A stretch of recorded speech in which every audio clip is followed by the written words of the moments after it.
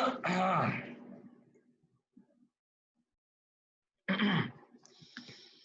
right. Good afternoon, guys. Good afternoon, sir.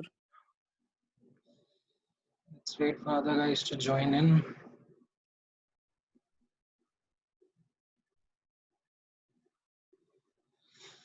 आप लोगों ने गूगल स्प्रेडशीट में अपने डाउट्स डाल दिए हैं?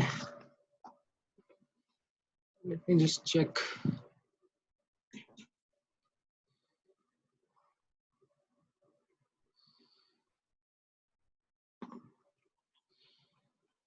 ODPGC1.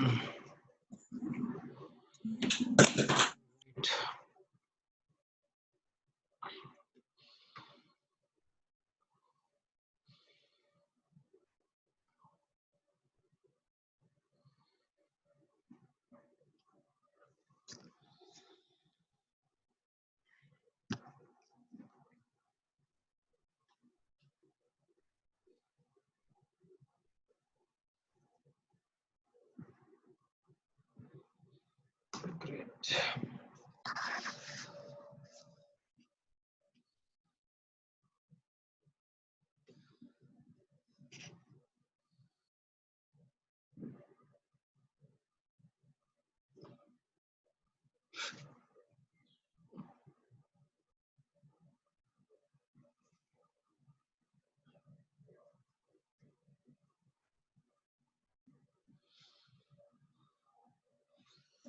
All right. So lecture 1 and 2 आपका homework था. Right.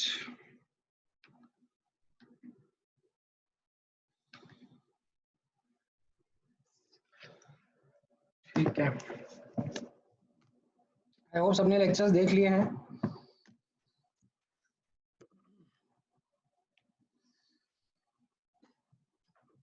Yes, sir. Yes, sir. ठीक. Now, let me just quickly set this up. All right. So, as a quick run through of the subtopics that were there, तो पहले क्या करते हैं? पहले हम लोग conceptual doubts discuss कर लेंगे quickly and then move to FBO and FBS. Now, before we start with the conceptual doubts, let me take some time and spending or let me spend some time on reiterating the headings that you would have gone through in this chapter. So give me 1 minute.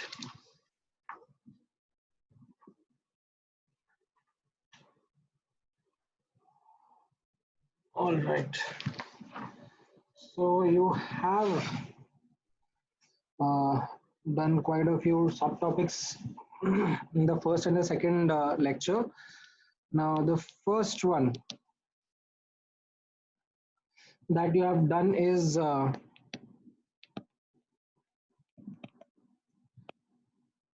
construction and working of galvanic cell. Let me kind of give them numbers so that doubt discussion थोड़ा सा आसान रहेगा. Then after this, इसमें आपने पूरा detail में समझा था. We went to understand the types of half cells, okay? Types of electrodes, if I was to say. Not that this is an exhaustive list, but ये चार are primarily the ones which get discussed a lot. तो आप इनका अगर understanding अच्छे से समझ लोगे तो आपसे चीजें होने लग जाएंगी. Then this was representation of cell. Then fourth question was something which was or not question as in fourth subtopic was so यहाँ तक lecture 1 था आपका. Then you had electrode potential and cell potential. दोनों का discussion करा था हम लोगों ने. ठीक है. Then after this, we discussed standard reference electrode.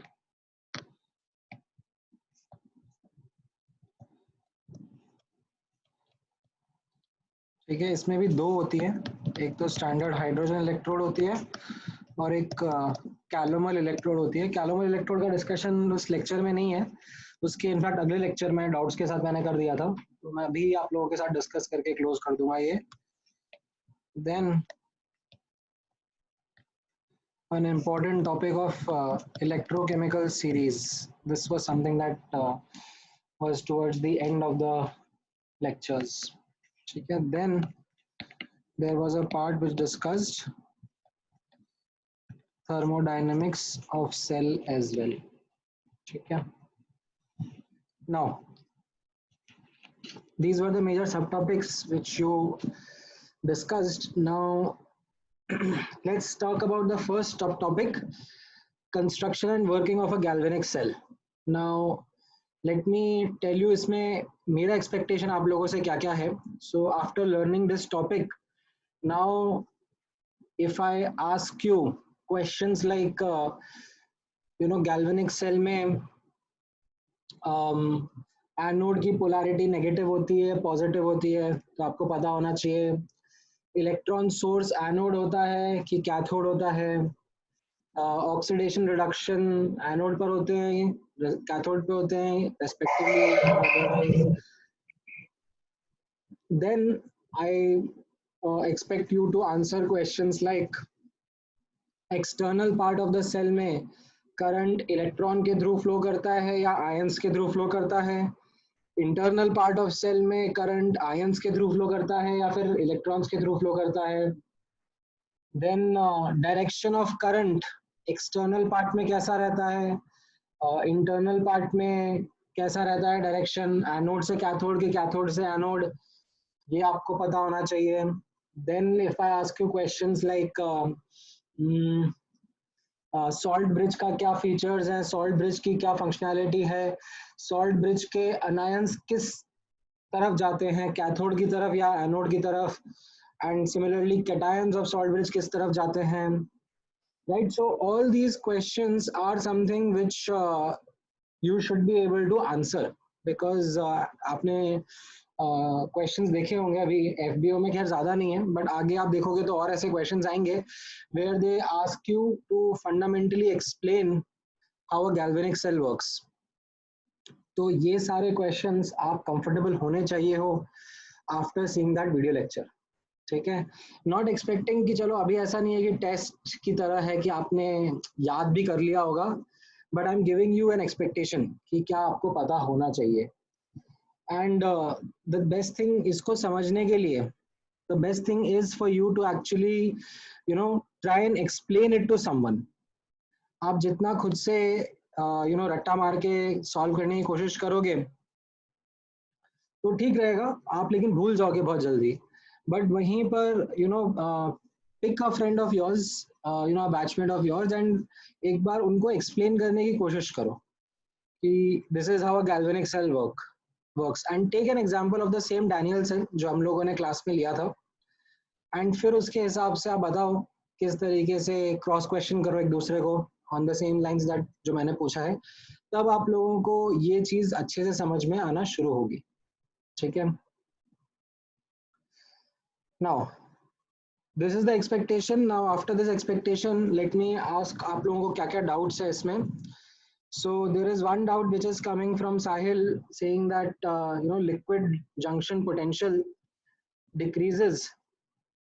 Why does liquid junction potential decreases overall potential? So this is something understand कि हमने जो सेल का पोटेंशियल डिफरेंस क्रिएट किया है, राइट. आदित्य का आंसर एकदम सही है कि सेल ने जो पोटेंशियल डिफरेंस क्रिएट किया है उसमें हमारे इलेक्ट्रॉन्स एक्सटर्नल पार्ट में एनोड से कैथोड की तरफ जा रहे थे, right. And what a liquid junction potential does is it tries to create a potential difference in the opposite direction. Inside the cell it tries to, जो same circuit है अपना बट इनसाइड द सेल, उसमें वो opposite direction में create करता है potential difference. तो आपने जैसे जूनियर क्लासेस में नोट किया होगा कि अगर ऐसे दो सेल सीरीज में लगा दो आप, पेंसिल सेल से 5 volt, not pencil cell, 5 volt तो ज़्यादा होता है, पेंसिल सेल तो 1.5 वोल्ट के होते हैं, तो ये इफेक्टिवली 10 वोल्ट का पोटेंशियल डिफरेंस प्रोवाइड हो जाता है। बट अगर आप इसमें आप किसी एक को उल्टा लगा दो, लेट्स से ये 5 वोल्ट का है और इसके ऑपोजिट ये 3 वोल्ट का लगा दो सर्किट के अंदर, तो अब इफेक्टिवली 2 वोल्ट का ही पोटेंशियल डिफरेंस आपके सामने रहेगा, right? So I hope this answers the question. Any other question from this part? Construction and working of galvanic cell.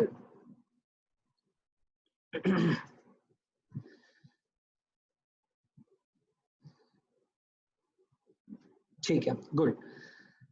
इसका तो इनफैक्ट हमने एक बेसिक डिस्कशन लास्ट क्लास में भी कर लिया था। I think I wanted to answer some questions up front, क्योंकि इसमें काफी क्वेश्चंस आते हैं, but I think that discussion helped everyone to come on the same page. ठीक है, सेकंड टॉपिक के बारे में बात करते हैं, टाइप्स ऑफ हाफ सेल्स के बारे में। नाउ इसमें अब आप लोगों से एक्सपेक्टेशन क्या रहेगी, ध्यान से समझना।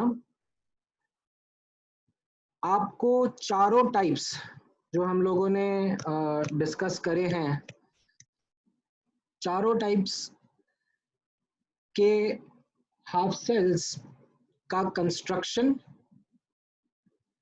देन उनका reaction as anode and as cathode पता होना चाहिए। ठीक है, जैसे for example if I ask you gas ion electrode, ठीक है, तो आपको पता होना चाहिए कि गैस आयन इलेक्ट्रोड सुनते ही आपको उसका विजुअलाइजेशन आ जाना चाहिए, उसका कंस्ट्रक्शन दिमाग में आ जाना चाहिए कि गैस आयन इलेक्ट्रोड है तो आयंस तो सोल्यूशन में प्रेजेंट होंगे, ठीक है, एंड हम लोग गैस एक्सटर्नली इंट्रोड्यूस कर देंगे।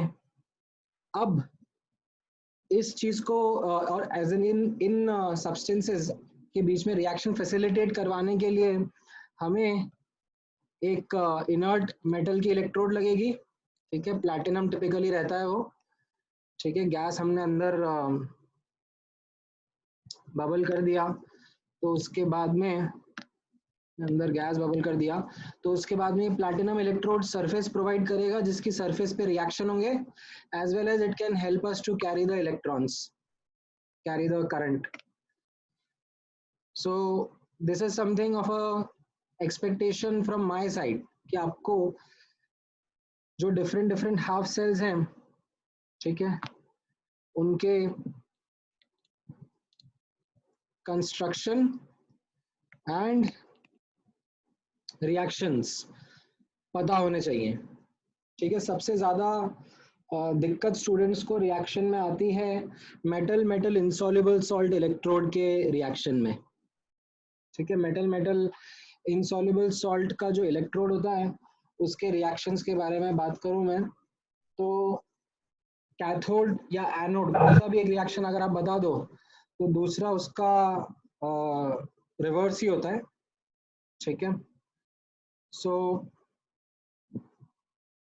लेट्स से अगर मैंने आपके साथ में ये रिएक्शन डिस्कस करा, मतलब see this is the metal metal insoluble salt electrode, ठीक है, पीबी है, PB let me draw it somewhere here, ठीक है, नीचे कर देता हूं मैं।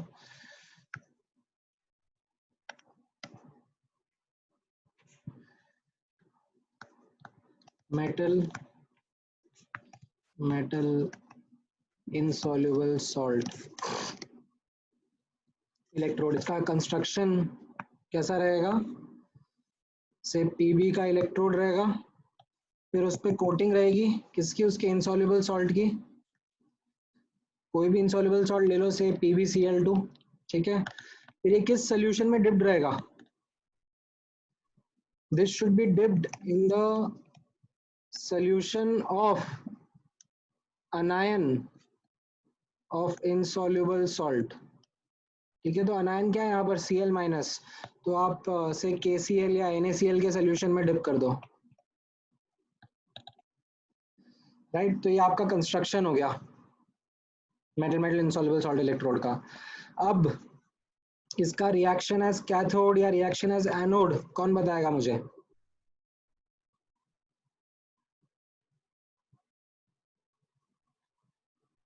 क्विकली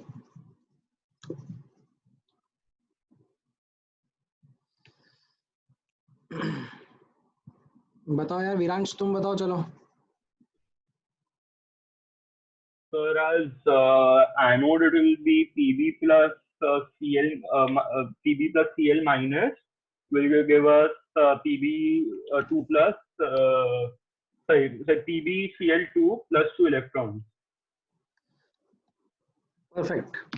सो एज एनोड उसने एकदम सही बताया, PbCl2 सॉलिड प्लस 2 इलेक्ट्रॉन। ठीक है, यहाँ पे 2Cl माइनस कर देना। सो यहाँ पर आप नोटिस कर लोगे दैट Pb 0 से +2 में जा रहा है, तो ये ऑक्सीडेशन हो रहा है। ठीक है, ये मत करना, ठीक है। Pb solid is giving Pb2 plus aqueous plus 2 electron, ये गलत हो जाएगा। This will be wrong. This will be wrong. This is the one which is right. ये पहला वाला रहेगा मेटल के soluble salt के साथ में। ठीक है, यहाँ पर insoluble salt है, तो इसके लिए रिएक्शन अलग होगा। तो ये दोनों डिफरेंट टाइप की इलेक्ट्रोड्स होती हैं, इनका रिएक्शन डिफरेंट होता है, इनका इलेक्ट्रोड पोटेंशियल भी डिफरेंट होता है। आगे आपको थर्ड लेक्चर में नोटिस कराऊंगा कि इन दोनों का पोटेंशियल डिफरेंस भी अलग अलग होता है। ठीक है, अच्छा, तो अब इसमें कोई डाउट है आप लोगों को, जो डिफरेंट टाइप के हाफ सेल्स हैं?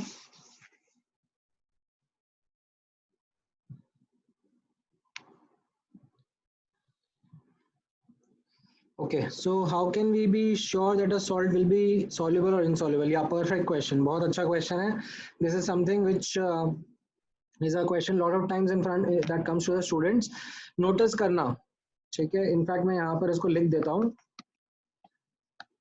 how can we be sure if a salt is soluble और insoluble? ठीक है, तो यहाँ पर नोटिस करना, soluble के लिए क्या रहेगा, ऐसे PbNO3 और ब्रैकेट में एक्वस लिखा होगा और उसकी कॉन्सेंट्रेशन मेंशन करी होगी सेल रिप्रेजेंटेशन में। ठीक है, ये एक्वस लिखा होगा, इसका मतलब सॉल्युबल है। इनसॉल्युबल के केस में क्या लिखा होगा, PbCl2 सॉलिड, ये लिख के छोड़ देंगे। ठीक है, तो ये इंपॉर्टेंट डिफरेंशिएटर रहेगा दोनों के बीच में जब आपके सामने सेल रिप्रेजेंटेशंस होंगी। समझ में आया?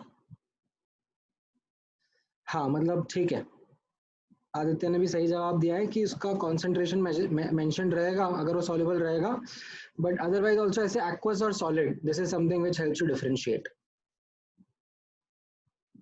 All right, any other question in this part?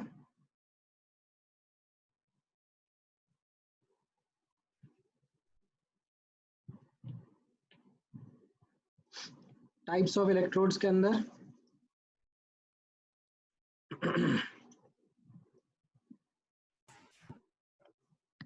Alright, एक और क्वेश्चन है, रिडॉक्स इलेक्ट्रोड, कोई सा भी रिडॉक्स रिएक्शन कर दो यार उसके अंदर, मतलब ऐसा कुछ जरूरी नहीं है कि मतलब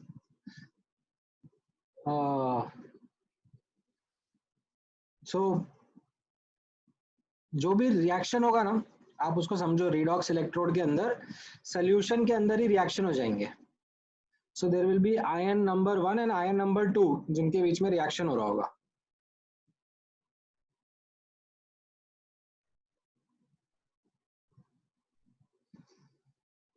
फिर दूसरा क्वेश्चन है, sir insoluble salts are molten and used, right? मतलब समझा नहीं मैं, इसका क्या था? मोल्टन एज इन मतलब पेस्ट बना के आप कह रहे हो कि उन पे चिपकाते हैं रॉड पे? हाँ मतलब हाँ राइट, वैसे ही रहता है। True.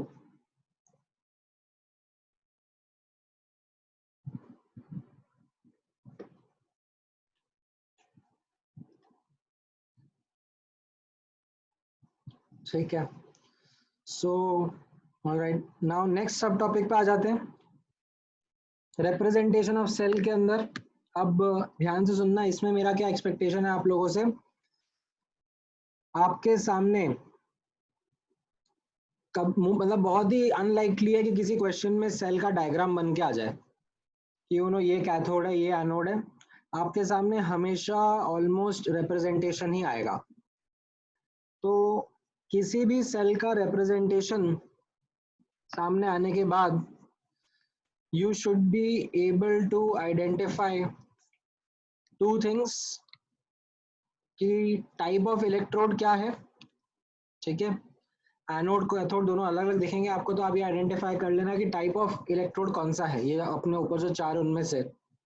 And then you should be able to write the half reactions and the full cell reaction. ये मेरा आपसे एक्सपेक्टेशन रहेगा कि after looking at this you should be able to write it, ठीक है। एक दो डाउट है आप लोगों के जो बुकलेट के क्वेश्चंस में आप लोगों ने पूछे, वो मैं डिस्कस कर लूंगा, बट उसके अलावा कोई और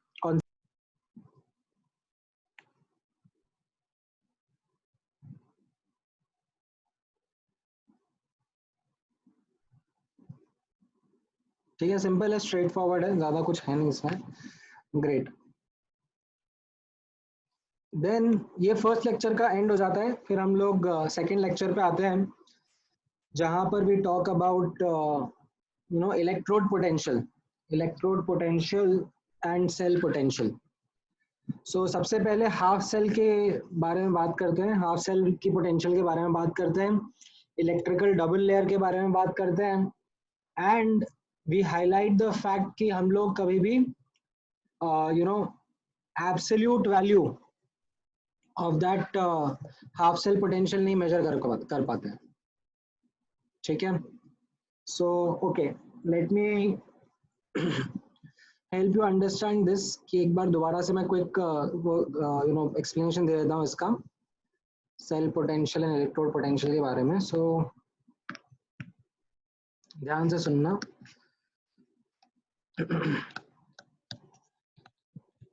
इलेक्ट्रोड पोटेंशियल के बारे में द थिंग इज, जैसा मैंने आपको बताया था, हमने सिंपल एग्जांपल के थ्रू ही समझने की कोशिश करी थी। हमने लिया था मेटल और उसका आयन का solution, metal and M+ ions का सोल्यूशन है, राइट। अब इसके अंदर we have depending upon there is this equilibrium that gets established between the metal and its ions, ठीक है।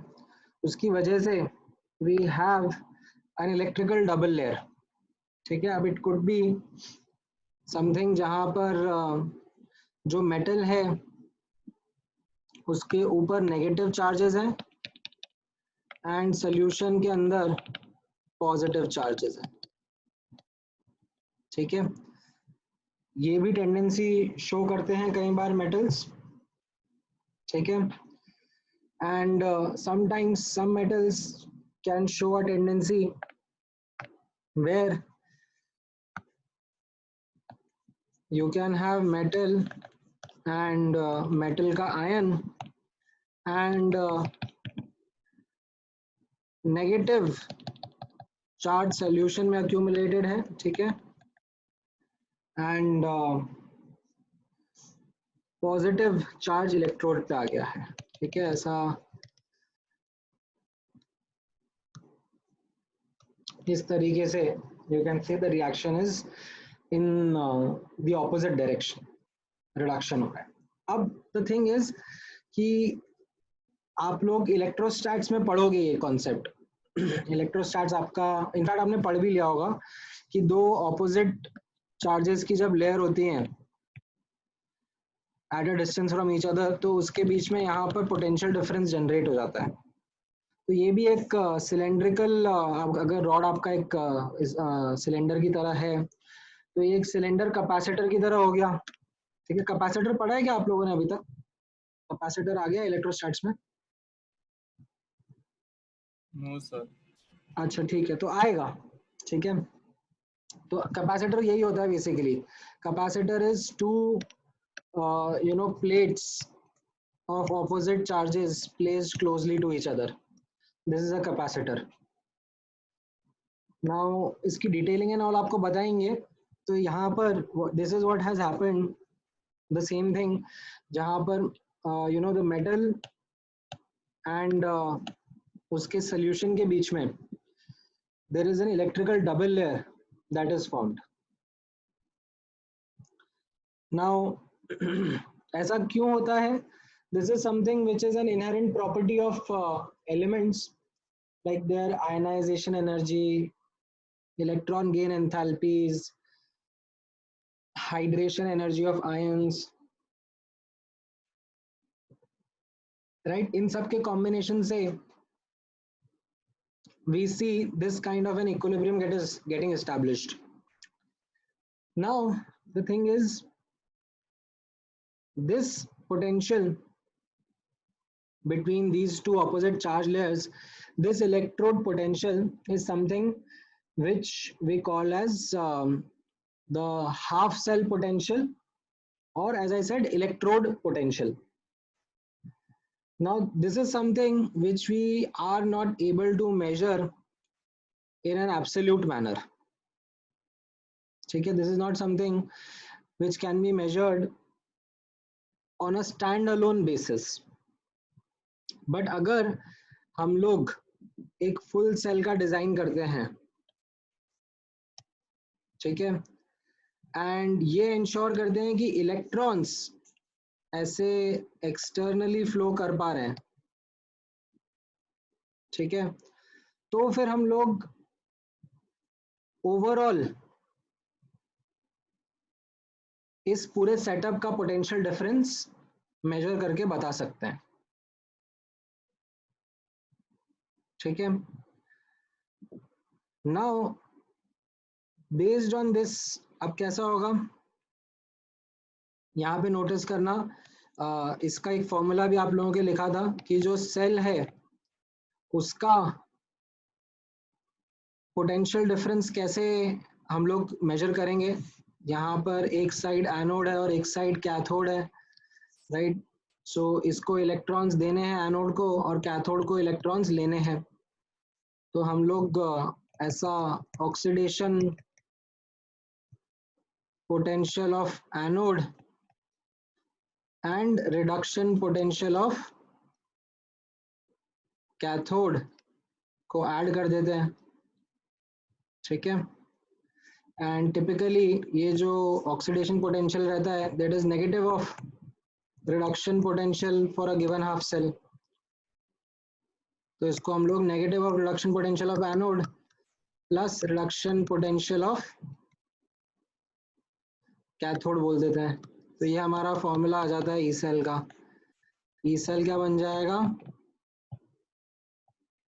E reduction potential cathode minus E reduction potential anode। ठीक है, अब what we do is absolute तो measure नहीं कर पाते हैं, this is something which can be experimentally measured।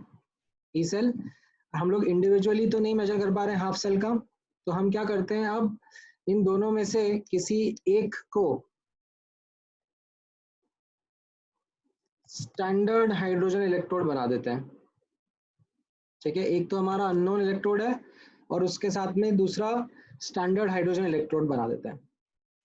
ठीक है, अब एक्सपेरिमेंट करने के पहले नहीं पता पड़ेगा आपको कि कौन सा कैथोड की तरह एक्ट करेगा और कौन सा एनोड की तरह एक्ट करेगा। ठीक है, ये आपको एक्सपेरिमेंट करने के पहले नहीं पता पड़ेगा।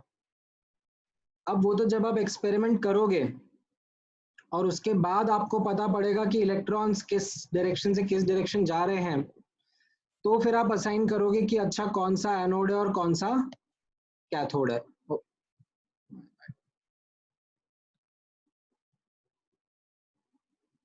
ठीक है, एक्सपेरिमेंट करने के बाद ही आप बता पाओगे? तो लेट्स से आपने एक्सपेरिमेंट रन करा एंड आपको पता पड़ गया कि आपने मेजर कर लिया कि इतना पोटेंशियल डिफरेंस आ रहा है, एंड उसके बाद आपने ये भी मेजर कर लिया कि किस डायरेक्शन में करंट फ्लो कर रहा है, so you will know what is cathode and what is anode. तो इन दोनों में से कोई ना कोई एक तो स्टैंडर्ड हाइड्रोजन इलेक्ट्रोड है, ठीक है, one of them is standard hydrogen electrode. So उसको उसका रिडक्शन पोटेंशियल स्टैंडर्ड स्टेट में, ठीक है, अभी मैंने यहाँ पर स्टैंडर्ड स्टेट नहीं डाला है, स्टैंडर्ड स्टेट के लिए यहाँ पर नॉट का साइन और यहाँ पर भी मैं ऐसे एसआरपी लिखकर नॉट का साइन लगा दूंगा। उसका स्टैंडर्ड स्टेट में हम लोग लेंगे, तो स्टैंडर्ड स्टेट में हम लोग हाइड्रोजन इलेक्ट्रोड को या उसके रिडक्शन या ऑक्सीडेशन पोटेंशियल को 0 असाइन कर देंगे। तो उसकी वजह से हमें जो दूसरा अननोन रहेगा उसका डेटा मिल जाएगा। ये समझ में आया? कोई डाउट है इसमें किसी को? सो हाँ बोलो। सर जीरो किसको असाइन करेंगे, कैथोड क्या anode? How do you decide that? नहीं, so we don't decide that before doing the experiment, ठीक है। हम लोग SHE जो हाइड्रोजन इलेक्ट्रोड है इसके ई नॉट को 0 असाइन करेंगे, ठीक है, ये हमारा यूनिवर्सल कन्वेंशन रहेगा। अब ये चीज एनोड होगी कि कैथोड होगी ये हमें एक्सपेरिमेंट करने के बाद ही पता पड़ता है, based on the direction in which the currents are flowing, ठीक है। तो अब जब आप याद हो तो इलेक्ट्रोकेमिकल सीरीज देखोगे तो उसमें जो जो हाइड्रोजन के नीचे वाले एलिमेंट्स हैं उनको जब हमने लगाया हाइड्रोजन इलेक्ट्रोड के साथ में, तो हाइड्रोजन इलेक्ट्रोड एनोड की तरह बिहेव, सॉरी कैथोड की तरह बिहेव करा, एंड वो बाकी के सारे एलिमेंट्स एनोड की तरह बिहेव करें, इसलिए उनका एसआरपी नेगेटिव है। देखोगे यहाँ पर ये, इसको मैं 0 बोल दूंगा तो ये मेरा जो एसआरपी आएगा वो नेगेटिव आ जाएगा ना, E naught SRP anode. Yes sir, yes sir, got it. ठीक है, और कोई डाउट है इसमें?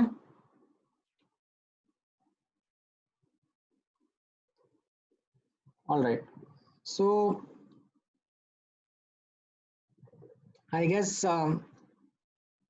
इसी के साथ आपको ये हाइड्रोजन इलेक्ट्रोड भी समझ में आ गया होगा, ठीक है। कैलोमल में एक्सप्लेन कर देता हूँ कैलोमल इलेक्ट्रोड क्या है, बट ये हम लोगों ने जैसे थर्मोडायनेमिक्स में कन्वेंशन लिया था ना, that enthalpy of formation of elements under standard state is 0, तो वैसा ही इलेक्ट्रोकेमिस्ट्री में एक रेफरेंस लिया जाता है, दैट स्टैंडर्ड पोटेंशियल रिडक्शन या फिर oxidation of SHE of the hydrogen electrode is assigned as 0, ठीक है। डेफिनेटली इट इज एब्सोल्यूट तो 0 नहीं है, बट अब हम उसके रिलेटिव ही सब कुछ मेजर कर रहे हैं, तो that is where we get our answer from. Okay, तो अब मैं आपको कैलोमल इलेक्ट्रोड समझा देता हूँ।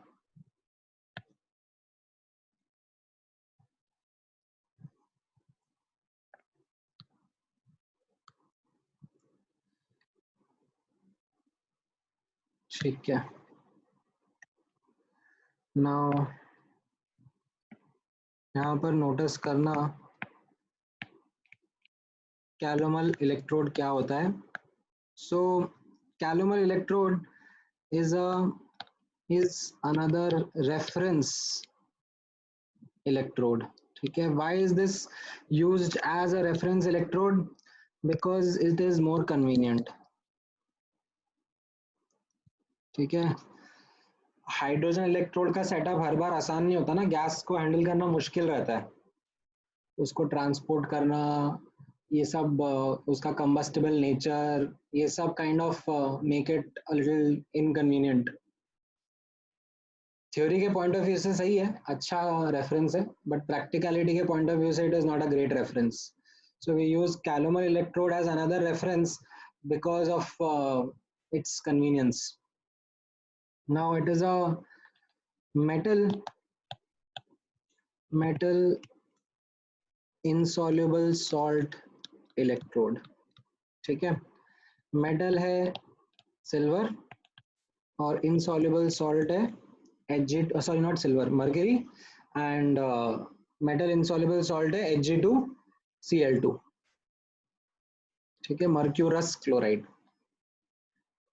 अब इसमें नोटिस करना, the thing is that this Hg is in liquid state at room temperature, तो इसकी वजह से you know what we see as a problem is that इसका construction isn't as simple as you know जो मैंने ऊपर अभी आपको लेड और लेड क्लोराइड का दिखाया था, इसमें थोड़ा सा अलग सा एक ट्यूब बेस्ड कंस्ट्रक्शन रहता है।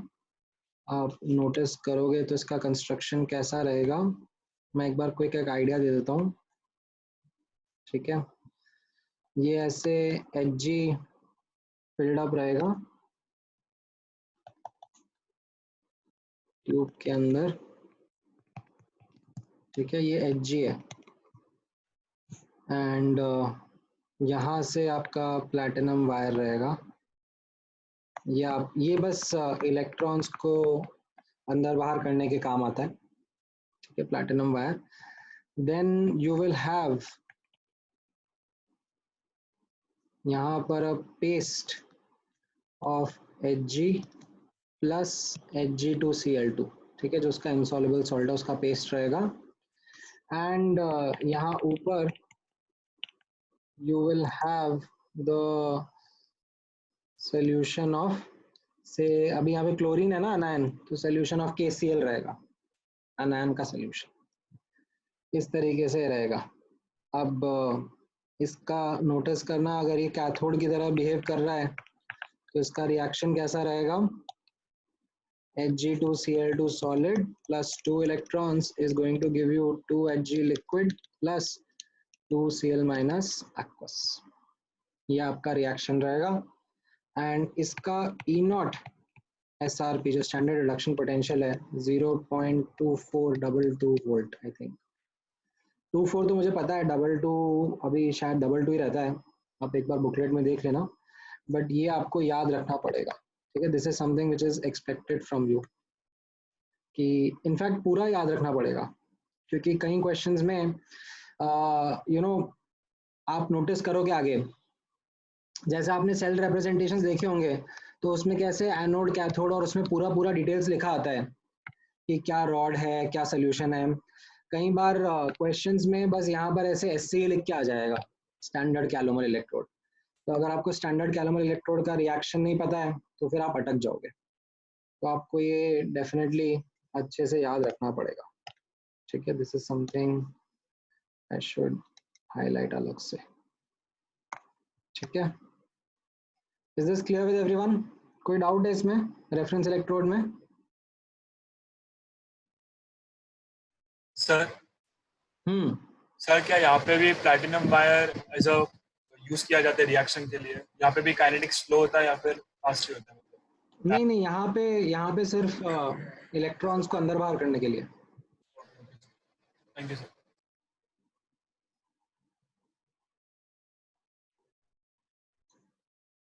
All right, then next sub topic क्या था? हाँ, electrochemical series, of course this is itself a very very important one, ठीक है, पूरा चैप्टर इस पे हिंज्ड है। तो अब नोटिस करना, इसमें एक्सपेक्टेशन क्या है आपसे, जो बुकलेट के एंड में, मतलब जो चैप्टर है, चैप्टर के एंड में और एनसीईआरटी में भी सेम इलेक्ट्रोकेमिकल सीरीज की टेबल दी हुई है, ठीक है, वो आप डेफिनेटली हैंडी रखो अपने पास, बिकॉज आपसे एक्सपेक्टेशन रहेगी कि आपको रिलेटिव ऑर्डर ऑफ एलिमेंट्स का थोड़ा आइडिया होना चाहिए, ठीक है। मतलब व्हाट आई मीन टू से इज, डेटा भले ही नहीं पूछेंगे आपसे, ठीक है, आपसे डेटा नहीं पूछा जाएगा, बट आपसे एक ब्रॉड आइडिया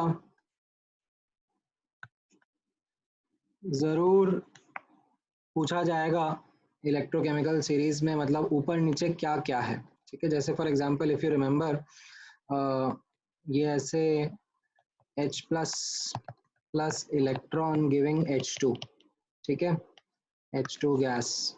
तो ये तो अपना क्या था, ये रेफरेंस था, इसका तो E नॉट 0 है।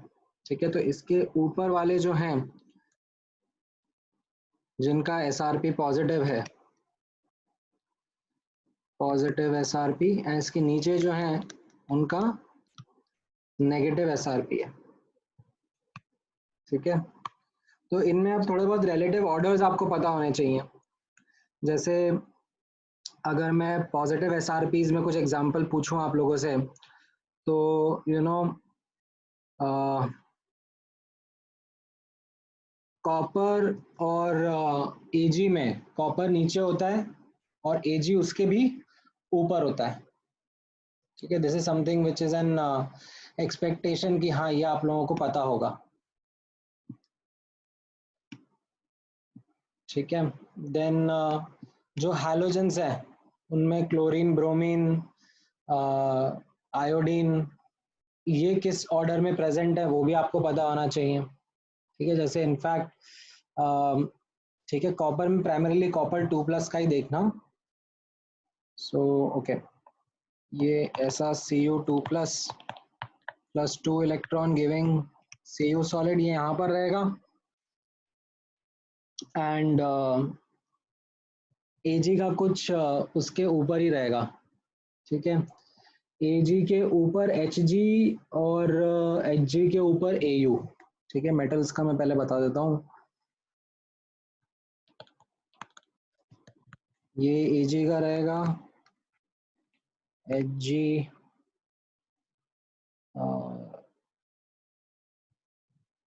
बट एक्चुअली ये वाला अलग है।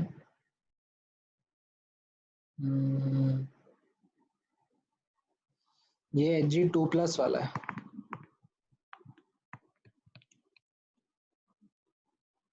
ठीक है,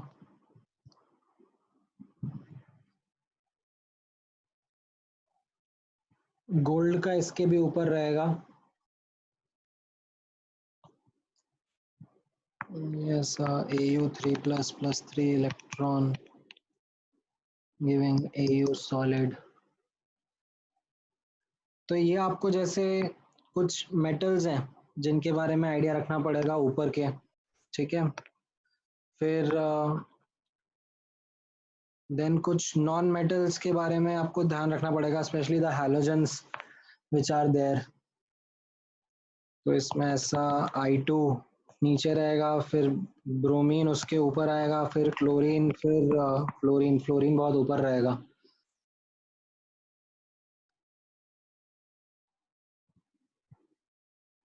ठीक है,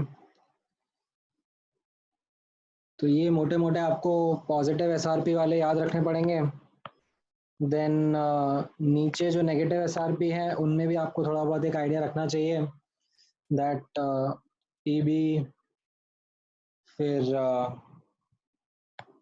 SN,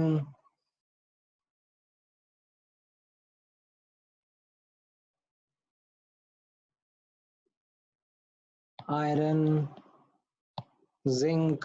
ठीक है, ये सब आपको इनके रिडक्शन पोटेंशियल्स वैल्यूज नहीं याद रखनी है, बट एक बेसिक आइडिया रखना है।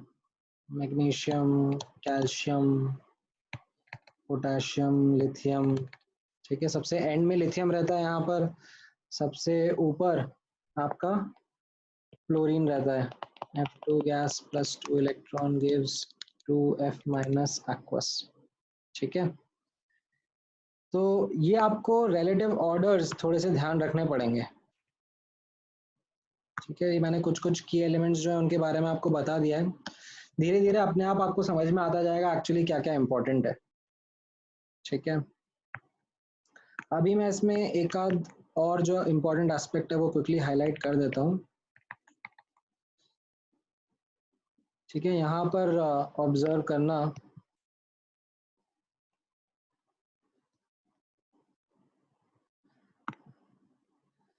Negative SRP, large negative SRP का मतलब क्या हो जाएगा? ठीक है, लार्ज नेगेटिव एसआरपी का मतलब है यहाँ पर टेंडेंसी टू अंडरगो ऑक्सीडेशन, ठीक है, ये जो Li है, ठीक है, this Li will be a strong reducing agent, ठीक है, you can say readily undergoes oxidation, ठीक है, रीड करना आना चाहिए, ठीक है, इसके साथ में इसको भी रीड कर लेना आना चाहिए कि इस रिएक्शन को ना ये रेडिली ऑक्सीडेशन जाना चाहता है, मतलब ये रिएक्शन प्राइमरीली एनोड की तरह एक्ट करना चाह रहा है, यानी कि ये रिएक्शन ना बैकवर्ड जाना चाहता है, फॉरवर्ड आने की टेंडेंसी इसकी कम है, ठीक है, तो इसका मतलब ये Li प्लस क्या हो गया, this will be a poor oxidizing agent, ठीक है, ये Li plus poor oxidizing agent हो गया,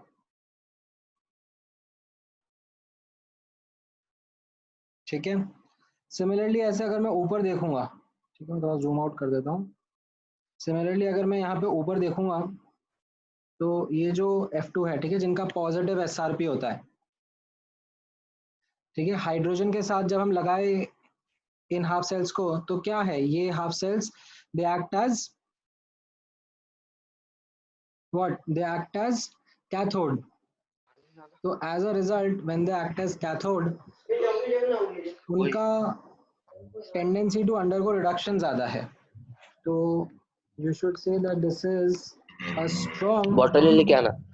ऑक्सीडाइजिंग एजेंट, ठीक है, this is a strong oxidizing agent, और you can say readily undergoes reduction। undergoes reduction, ठीक है, ये F2 के बारे में है, F माइनस के बारे में नहीं, F2 के बारे में, ठीक है, F माइनस के बारे में मेरा कमेंट क्या रहेगा, दिस विल बी अ, क्योंकि अब क्या हो जाएगा इस रिएक्शन के लिए it wants to undergo reduction, यानी कि रिएक्शन प्राइमरीली इस डायरेक्शन में जाना चाह रहा है, ठीक है, बैकवर्ड आने की इसकी टेंडेंसी कम है, ठीक है, एंड ये सब चीजें ना आप रिलेट कर सकते हो इन एलिमेंट्स की फंडामेंटल प्रॉपर्टीज के साथ में भी, ये नॉन मेटल है, नॉन मेटल को इलेक्ट्रॉन लेना पसंद होता है, इसलिए ये ऐसे जा रहे हैं, इधर नीचे यहाँ पे ऑब्जर्व करो, लिथियम के केस में लिथियम मेटल है, मेटल को इलेक्ट्रॉन देना पसंद होता है, इसलिए ऑक्सीडेशन वाला रिएक्शन शो करता है, ठीक है, सो इस F माइनस के बारे में क्या कमेंट रहेगा, ऊपर जो F माइनस है इसके बारे में हमारा कमेंट रहेगा that this is a poor reducing agent,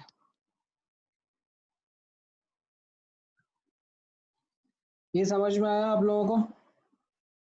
तो ये इलेक्ट्रोकेमिकल सीरीज को वैसे तो मैंने वीडियो लेक्चर्स में काफी डिटेल में धीरे धीरे आहिस्ता आहिस्ता बताया है, आप लोग काफी फॉरवर्ड बैकवर्ड प्ले पॉज करके भी इसको ध्यान से दोबारा समझ सकते हो, एंड अगेन इस पर्टिकुलर सब टॉपिक की भी खास बात यही है कि अनलेस आप इसको किसी को समझाते नहीं हो तब तक दिमाग में कंफ्यूजन रहता है, तो similar to the construction of galvanic cell जैसे था वैसे ही किसी एक बैचमेट को पकड़ो आपने and do cross questioning with each other and explain the entire electrochemical series, ठीक है, कि ऊपर वाले एलिमेंट्स का क्या है, नीचे वाले एलिमेंट्स का नेगेटिव एसआरपी क्यों है, देन ऑक्सीडाइजिंग स्ट्रेंथ किस ऑर्डर में इंक्रीज हो रही है, रिड्यूसिंग स्ट्रेंथ किस ऑर्डर में इंक्रीज हो रही है, ये सब क्वेश्चंस का डिस्कशन आपस में करो, ठीक है। अच्छा, मुझसे कुछ स्पेसिफिकली डाउट पूछना है इसमें इलेक्ट्रोकेमिकल सीरीज में, ऑफ कोर्स हम लोग नोट्स तो सॉरी एफबीएस के क्वेश्चन डिस्कस करेंगे ही सही, तो उसमें भी और डाउट्स क्लियर होंगे आपके, बट अलग से कुछ और डाउट पूछना है आपको।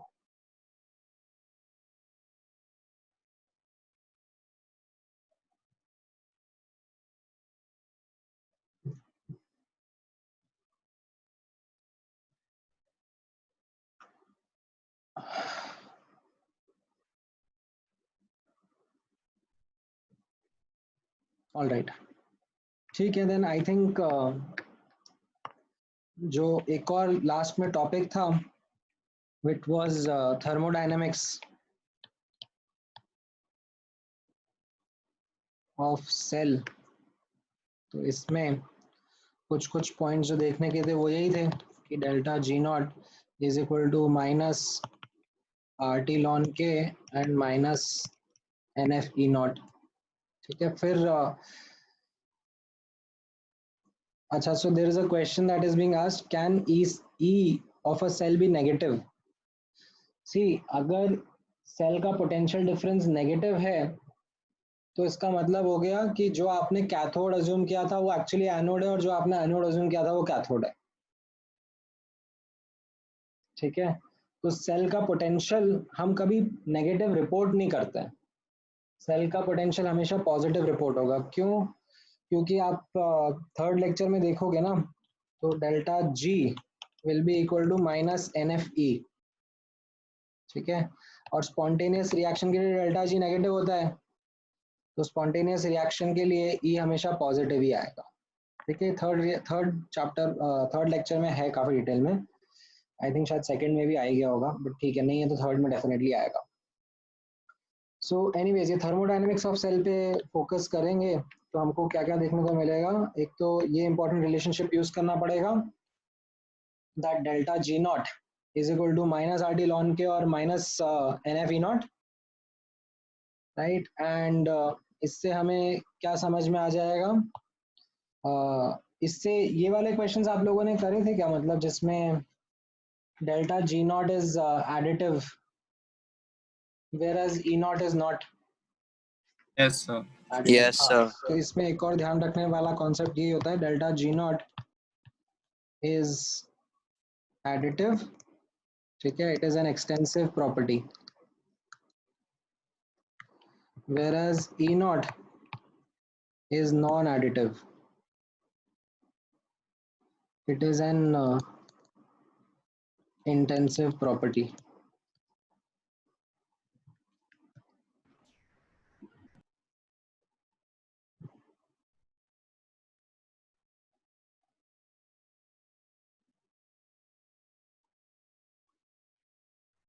इस पे कोई डाउट है किसी को?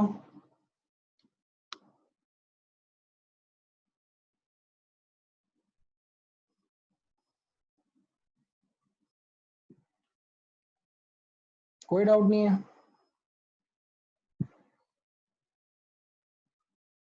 आना चाहिए एक डाउट तो।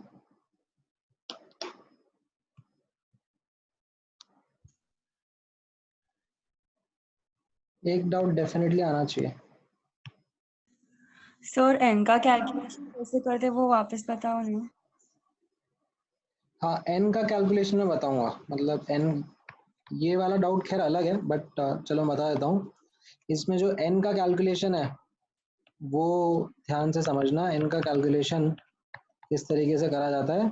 अगर कोई हाफ सेल के लिए लिख रहे हैं हम लोग, ठीक है, कोई हाफ रिएक्शन या हाफ सेल के लिए पोटेंशियल लिख रहे हैं, तो उसमें एन क्या हो जाएगा, n is number of electrons given और टेकन। ठीक है, जो भी दिख रहे हैं आपको सामने। और अगर कोई फॉर फुल सेल रिएक्शन है, ठीक है, फॉर कंप्लीट सेल रिएक्शन अगर आपके सामने है, तो उस केस में n is the number of electrons cancelled out। ठीक है, while adding half reactions। ठीक है, जैसे फॉर एग्जांपल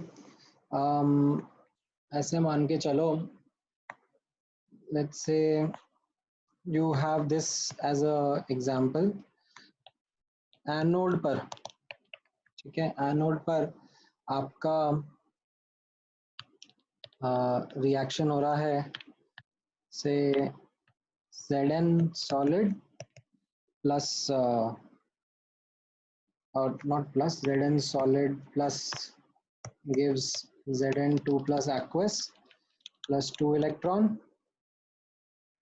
ठीक है, तो इसके लिए n का वैल्यू 2 रहेगा, ठीक है। कैथोड पर रिएक्शन से this is happening, Ag plus aqueous plus electron is giving Ag solid, ठीक है। इसके लिए n आपका 1 रहेगा, ठीक है। अब आप ओवरऑल सेल रिएक्शन दो तरीके से लिख सकते हो। आप या तो पहले वाले को हाफ से मल्टीप्लाई करके ऐड कर दो, या दूसरे वाले को 2 से मल्टीप्लाई करके ऐड कर दो, ठीक है। नोटिस करना, अगर मैंने ऐसा लिखा half of Zn solid plus Ag plus aqueous giving Ag solid plus half of Zn2 plus aqueous, ऐसे लिखा, तो इसमें कितने इलेक्ट्रॉन कैंसिल आउट हुए? 1 इलेक्ट्रॉन। तो अगर ये सेल रिएक्शन है तो ये इसका n है। और अगर मैंने ऐसे लिख दिया Zn solid plus 2 Ag plus aqueous is giving 2 Ag solid plus Zn2 plus aqueous, ऐसे लिख दिया सेल रिएक्शन, तो इस सेल रिएक्शन के लिए अब 2 इलेक्ट्रॉन्स कैंसिल आउट होंगे, तो इस रिएक्शन के लिए n का वैल्यू 2 लेना पड़ेगा। समझ में आया? So they will specify now which one the overall reaction is. हाँ, typically they will specify. But so when I multiply or divide the half cell reactions, even their n will change, na? नहीं, see, in cases में understand, well, yeah, in fact if you do that तो इनके भी half cell reactions change हो जाएंगे, right, सही कहा। मतलब अगर मैं यहाँ पर ऐसे रिप्रेजेंट कर दूं हाफ एंड 1, तो यहाँ पे मेरा n भी 1 रहेगा, ठीक है। This is something similar to आपने जैसे इक्विलिब्रियम कांस्टेंट में सीखा था कि अगर a गोज टू b लिखा है इक्विलिब्रियम कांस्टेंट के, and 2a goes to 2b लिखा है, तो इक्विलिब्रियम कांस्टेंट k स्क्वायर हो जाएगा। तो जैसा रिएक्शन है वैसा ही उसका इक्विलिब्रियम कांस्टेंट है, तो वैसे ही जैसा रिएक्शन रहेगा वैसे ही आपको उसका n का वैल्यू लिखना पड़ेगा। So, sir, for one whole complete cell reaction, their half cell reactions will also have the same n. So, the 3 reactions, all 3 will have the same n only, na? Sorry, दोबारा बोलो। For a complete cell reaction, the 2 half shells and the complete reaction, all 3 will have the same n. हाँ, in fact तुमने answer दे दिया जो मेरा doubt था। मेरा doubt actually ये था कि काइंड ऑफ मैंने आपको अभी जस्ट ये बताया E0 इज नॉन एडिटिव, ठीक है, ये मेरा स्टेटमेंट था। और आपसे थोड़ी देर पहले ही मैंने यहाँ पर, आप नोटिस करोगे तो ये काइंड ऑफ ओवरऑल सेल का पोटेंशियल डिफरेंस ऐसे लिख लिया, ऑक्सीडेशन पोटेंशियल रिडक्शन पोटेंशियल्स को एड अप कर दिया। या फिर आप उस पर नहीं फोकस करना चाहते हो तो जो अपन प्राइमरीली यूज करेंगे फॉर्मूला, उस पर फोकस कर लो। तो अभी तो थोड़ी देर बाद मैंने बोला कि एडिटिव नहीं है, बट यहाँ पर तो मैंने ऐसे इनको एडिटिव स्पीशीज मतलब एडिटिव प्रॉपर्टीज की तरह ऐड सब्ट्रैक्ट कर लिया, राइट। तो ये डाउट आता है स्टूडेंट्स का typically. So this is where your statement Karishma it comes of use, कि एक्चुअली हमने ऐड डेल्टा जी नॉट करे होते हैं सबके, ठीक है, सबके डेल्टा जी नॉट, मतलब ऐसा 1 इज इक्वल टू 2 + 3 आता होता है, तो हमने डेल्टा जी नॉट ऐड करे होते हैं। बट क्योंकि सबका n कट जाएगा तो ये डायरेक्ट इक्वेशन आपके सामने आ जाती है, ठीक है। डाउट समझ में आया सबको? और डाउट के बाद एक्सप्लेनेशन समझ में आया? Yes, sir. ठीक है, all right. Now So yeah, I think concepts के point of view से these are the ones which I wanted to mention. अब इसके अलावा आपको कुछ और डाउट है concepts में तो पूछो. So if you change n for a reaction, and so then delta G values will be different now. So there can be 2 delta G for one reaction. हाँ मतलब डेल्टा जी वापस से extensive property है ना. अगर thermodynamics में अपन ने पढ़ा था ना कि A goes to B लिख रहे हो, इसका डेल्टा H है, और अगर 2A goes to 2B लिख रहे हो तो फिर इसका डेल्टा H भी 2 से मल्टीप्लाई करना पड़ता है. तो ये सब एक्सटेंसिव प्रॉपर्टीज ही हैं. Okay, sir. ठीक है. फिर उसके बाद कुछ तो वीरांश ने डाउट पूछा है. क्या पूछा है? For equilibrium constant in simplified format, why isn't there the term of n present? अरे वो जो 2 लिखा है वो n है बाबा. हाँ ठीक है. वो 2 तो किसी रिएक्शन में n2 रहा होगा, वो लिख दिया होगा.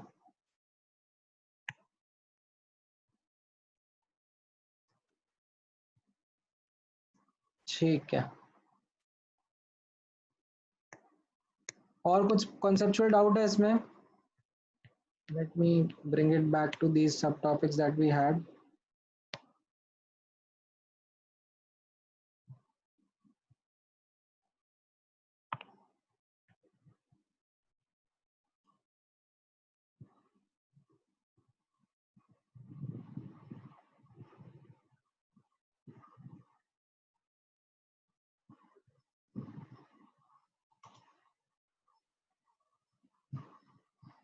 अच्छा ठीक है. फिर आगे बढ़े. FBO और FBS देखें. All right. Now let me take the doubts from FBO section first. Now Google Sheet में आप लोगों ने डाला है. ओके. क्वेश्चन नंबर 2 से स्टार्ट करते हैं.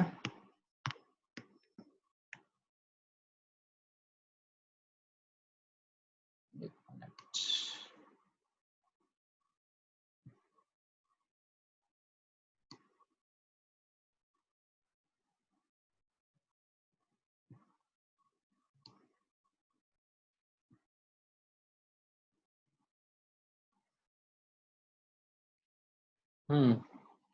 सो 2 में कोई पर्टिकुलर ऑप्शन जो आप पूछना चाह रहे हो? नहीं तो चलो ठीक है, मैं डिस्कस कर लेता हूँ, पूरा ही डिस्कस कर लेता हूँ. ठीक है. 2 में A option, free electrons flow through the porous disk. Ions flow करते हैं, इलेक्ट्रॉन्स नहीं फ्लो करते. ठीक है. बी ऑप्शन में ions present in the half cell flow through the porous disk to maintain electrical neutrality. हाँ एग्जैक्टली यही होता है. C, a porous disk contains electrolytes. नहीं, पोरस डिस्क में नहीं, सॉल्ट ब्रिज में होते हैं आयंस. तो पोरस डिस्क में नहीं होते. पोरस डिस्क तो जो बी ऑप्शन बता रहा है बस वही करता है. डी ऑप्शन भी गलत है. ऐसा ions can't flow through wire. ठीक है. Ions they just flow through the membrane, जो कि परमिएबल होगा उनके लिए. ऐसे वायर नहीं करेक्ट करते इस तरफ उस तरफ.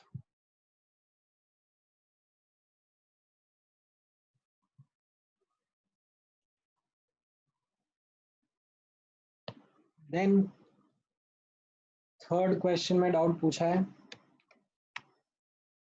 अ galvanic cell does not contain cathode anode ion. ये तो होंगे ही सही. पोरस प्लेट नहीं होगा. You can have salt bridge. ठीक है. It is not a must to have option.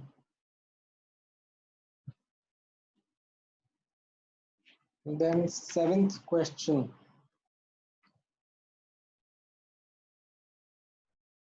which of the following half reactions is involved in SHE? तो ये तो मैंने आपको बताया था ना कि H3O plus and H plus is same, ठीक है, H3O plus and H plus is same, so इस वजह से आपका B करेक्ट आंसर हो गया ना। अभी A में तो प्लैटिनम है, C में हाइड्रोजन परऑक्साइड है, D में ऑक्सीजन गैस है, तो ये तो अलग अलग स्पीशीज ही आ गई। They are not the ones which are part of the standard hydrogen electrode. Then ninth मैंने अभी आपको एक्सप्लेन कर ही दिया कैलोमल इलेक्ट्रोड क्या होता है, ठीक है, ये भी एक रेफरेंस इलेक्ट्रोड होता है। Then 12th में सो हाँ, अब इसमें वही है, relative order of elements in electrochemical series is important. Okay, you will have to try to work on this, ठीक है। जैसे कॉपर और Ag आपको पता है, मैं ये नहीं कहूँगा कि ऐसे कैडमियम वैडमियम जैसे एलिमेंट्स का भी ध्यान होना चाहिए, ठीक है, एकदम ऐसे क्लोज केसेस भी नहीं पूछे जाते हैं टिपिकली, बट अब आपको इतना तो कॉपर और सिल्वर का तो रिलेशनशिप पता ही है कि copper is more active, CO is more active than Ag. This has higher SRP, this has lower SRP, ठीक है, relatively speaking। तो क्या हो जाएगा, more active metal can displace a less active metal ion from its solution। बस का आपको उसी के ऊपर वर्क करना है। Then 14th क्वेश्चन में हाँ ये थोड़ा सा गड़बड़ है, हाँ मतलब अबव और बिलो, आई थिंक वो C एंड D ऑप्शन में आपको कंफ्यूजन हो रहा होगा। तो अभी कैसा है ना, हमने NCERT की टेबल फॉलो करी है, NCERT की टेबल फॉलो करी है, तो उसमें कैसा था कि जो हमारा रेफरेंस था इसके ऊपर पॉजिटिव SRP थे और नीचे नेगेटिव SRP है, ठीक है। अभी कई बार ऐसे उल्टे टेबल्स ड्रॉ कर दिए जाते हैं जिसमें ऊपर नेगेटिव SRP और नीचे पॉजिटिव SRP लिखे होते हैं। तो अब that is something which is which changes from book to book. अभी किसी बुक का क्वेश्चन उठा लिया होगा, बट आप NCERT फॉलो करोगे तो इसमें we will take this to be below, ठीक है, ये नेगेटिव SRPs है and above is the positive SRP, ठीक है। तो हम लोग NCERT का टेबल फॉलो करेंगे इन केस, तो कोई कंफ्यूजन नहीं होना चाहिए। तो इस केस में आपका एक्चुअली जो आंसर होना चाहिए वो C ऑप्शन होना चाहिए, this should be your correct answer, this is the wrong statement, ठीक है। देन 15th में वापस से एम्बिगुअस क्वेश्चन है, ठीक है।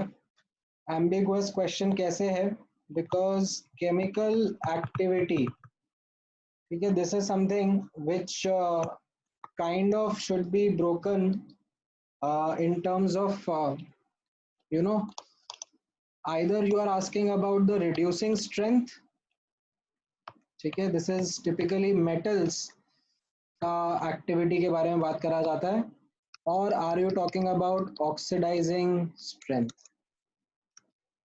ठीक है, ये नॉन मेटल्स के लिए रहता है, ठीक है, क्योंकि they want to undergo reduction।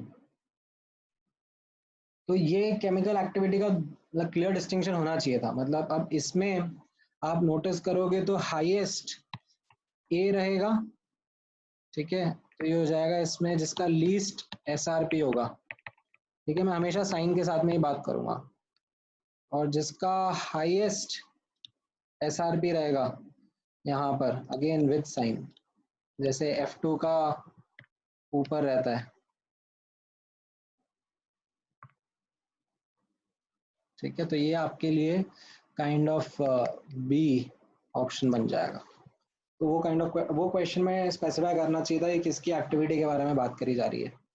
ठीक है, इज दिस क्लियर?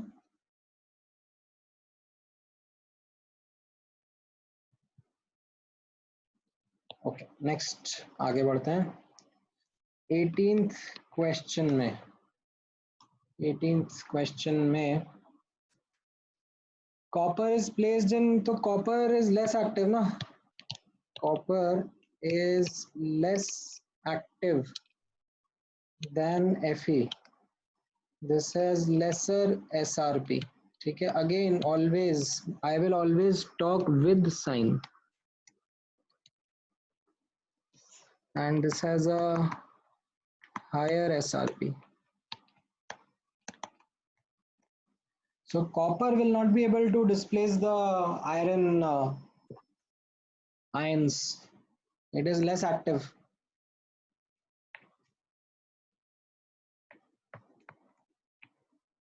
ठीक है, then 20th में metals which are able to displace hydrogen from water and acid. तो अब वापस से आप देखो ना, जो मोर एक्टिव रहेंगे, मोर एक्टिव मेटल्स के केस में हम लोगों ने क्या सीखा है, more active metals have laser SRP। ठीक है, सो अगर हम अपनी इलेक्ट्रोकेमिकल सीरीज देखें जहां पर H+ तो कैसा है, 0 है, तो उसके नीचे के जो मेटल्स होंगे जिनकी नेगेटिव SRP है, so they will be more active and can displace H+ ions from its solution। ठीक है, तो अब इसमें पूछा है कि कौन सा, अच्छा कौन सा नहीं कर पाएगा, तो वो Hg ऊपर रहता है ना, इसके Hg यहाँ पर कहीं पर रहेगा Hg, बाकी सब नीचे रहेंगे, ये ऐसे Pb एल्यूमिनियम बेरियम ये सब नीचे रहेंगे, तो ये डिस्प्लेस कर देंगे, Hg नहीं कर पाएगा। देन 22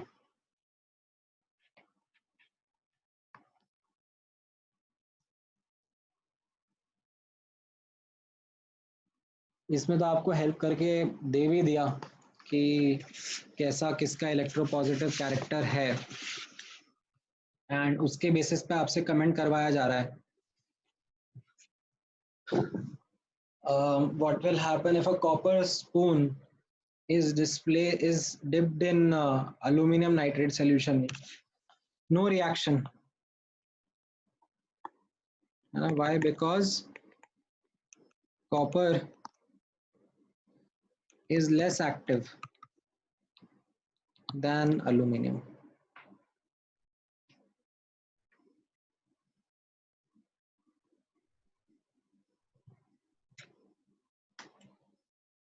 Then 23rd में अब आप देखो ना, E0 A2 plus A के बारे में बात करी जा रही है, which is minus 0.76 volt, and E0 of B2 plus B के बारे में बोला जा रहा है, it is plus 0.34 volt. So if I ask you which is more active, तो आपका आंसर एकदम क्लियर आ जाएगा, this will be more active। ठीक है, lesser SRP है, तो क्या आ जाएगा, metal A can displace ions of B, that is B2 plus from its salt solution।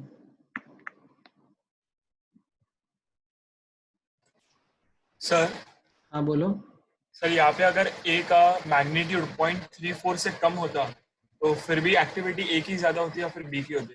Magnitude के टर्म्स में आपको जाना ही नहीं है, आपको सिर्फ साइन के टर्म्स में। अगर यहाँ पर ये से -0.1 भी होता ना, Yes, sir. अब भी मेरा आंसर सेम ही रहता।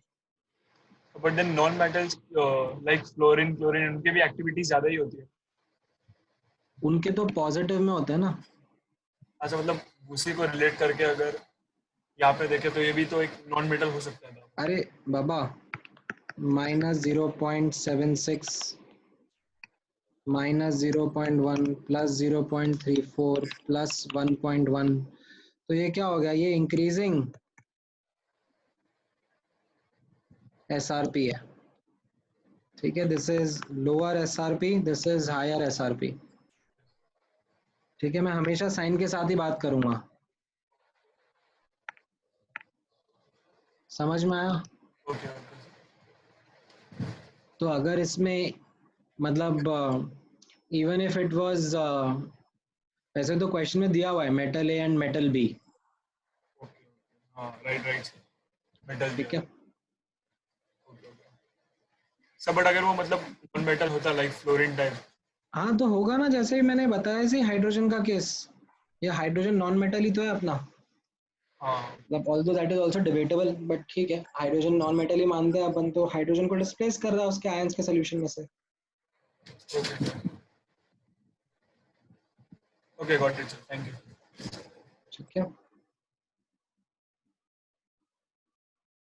ऑलराइट देन कौन सा क्वेश्चन था ये? 23rd के बाद में 25th। हाँ, तो ये 25th वाला question was something that I was just speaking about some time back. A plus electron is giving A minus. ठीक है, इसके लिए बोला जा रहा है लार्ज नेगेटिव SRP। तो अब भी जस्ट मैंने लिथियम का एग्जांपल लेके एक्सप्लेन किया था that this is strong reducing agent. ठीक है, this is the one that readily oxidizes, not A। A तो क्या है? A is a poor oxidizing agent. ठीक है, तो A के साथ में रेडिली रिडक्शन नहीं होगा। A minus is your strong reducing agent। ठीक है, अभी मैंने यही आपको बोला था कि एग्जाम्पल आप Li plus plus electron giving Li इससे ले लो। ठीक है, तो ये Li मेरा स्ट्रॉन्ग रिड्यूसिंग एजेंट है, ये Li प्लस मेरा पुअर ऑक्सीडाइजिंग एजेंट है। ठीक है, देन 26th क्वेश्चन। हाँ, 26 थोड़ा सा ट्रिक है। 26th में B option is incorrect because Cu gets reduce नहीं है, Cu2 प्लस गेट्स रिड्यूस्ड है। ठीक है, that is what should be written, तब B ऑप्शन करेक्ट होता। वो एक कैच है। देन 28 तो डेफिनेशन है, इसमें क्या करूं मैं? कैथोड पे रिडक्शन होता है तो उसका रिडक्शन पोटेंशियल, एंड एनोड पे ऑक्सीडेशन होता है तो उसका ऑक्सीडेशन पोटेंशियल, दोनों को ऐड कर दिया गया है। एंड अभी आप साइन अदला बदली कर सकते हो, रिडक्शन का नेगेटिव ऑक्सीडेशन या ऑक्सीडेशन का नेगेटिव रिडक्शन लिखकर।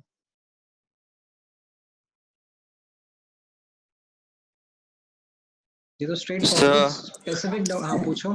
In the 26th one, हाँ why can't we say aluminum is getting oxidized? कह तो रहे हैं, तो वही तो आंसर है। Okay sir, okay sir. C option ही आंसर है, मैं कह रहा हूँ बी नहीं है, मतलब जनरली बी गलत रहता है। मतलब कई बच्चे बी लिख देते हैं आंसर बिकॉज उनको लगता है कॉपर गेट्स रिड्यूस, बट थोड़ा सा ध्यान से पढ़ोगे तो it is copper 2 plus that gets reduced, that's why Okay, B is sir. Incorrect. Okay sir. ठीक है, then 29th and 33rd। So 29th में क्या समझ में आया? सो इसमें यही मैंने आपको बताया कि हायर SRP, ठीक है, हायर एसआरपी ये क्या हो गया, जो ऊपर की तरफ वाले एलिमेंट्स हो गए, हाइड्रोजन के ऊपर की तरफ वाले, ठीक है. So they want to undergo reduction, act as cathode, ठीक है. एंड नीचे के एलिमेंट्स जो रहते हैं जिनका लोअर एसआरपी रहता है, they are the ones which want to undergo oxidation. They kind of act as anode, ठीक है. एंड इसमें वापस से मेरा आप लोगों से यही रिक्वेस्ट रहेगा, मतलब आप लोग प्लीज इस चीज को ढंग से समझने की कोशिश करो. इस चीज को मतलब ये एक तरीका है जिसके थ्रू आप लर्न कर पाओगे, इस कंफ्यूजन को दूर कर पाओगे.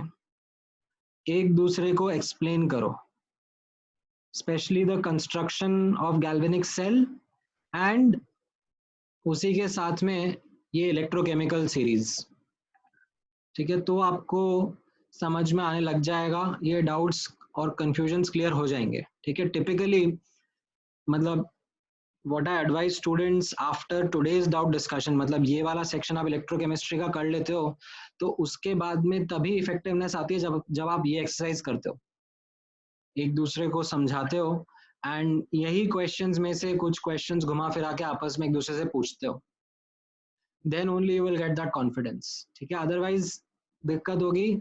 मतलब आपको क्या, मुझे भी दिक्कत हुई थी जब मैंने फर्स्ट टाइम पढ़े थे ये. मतलब it use to be almost you know towards the end of the chapter, तब तक मेरा दिमाग खराब रहता था कि यार ये क्या चल रहा है. मतलब एनोड पॉजिटिव है, कैथोड नेगेटिव है, और अभी इलेक्ट्रोलाइटिक सेल पढ़ाऊंगा तो उसमें वो पोलैरिटी चेंज हो जाएगी, फिर उसके बाद रिडक्शन कहाँ, ऑक्सीडेशन कहाँ, फिर कौन सा मोर एक्टिव कौन सा लेस एक्टिव. मतलब ऐसी 10-12 चीजें एक साथ इंटेंगल्ड हैं कि वो जब तक समझाते नहीं है सामने वाले को तब तक क्लैरिटी आती नहीं है, ठीक है. So kind of take that effort. जिनको समझ में आ गया वो अच्छी बात है, उनका कैचिंग पावर फास्ट है, उनका कैचिंग पावर ज़्यादा अच्छा है, मेरा नहीं था. तो मुझे एक्चुअली ये एक्सरसाइज दोबारा करनी पड़ रही थी. I had to like sit with my friend and make him understand कि इसको ऐसे ही करना है.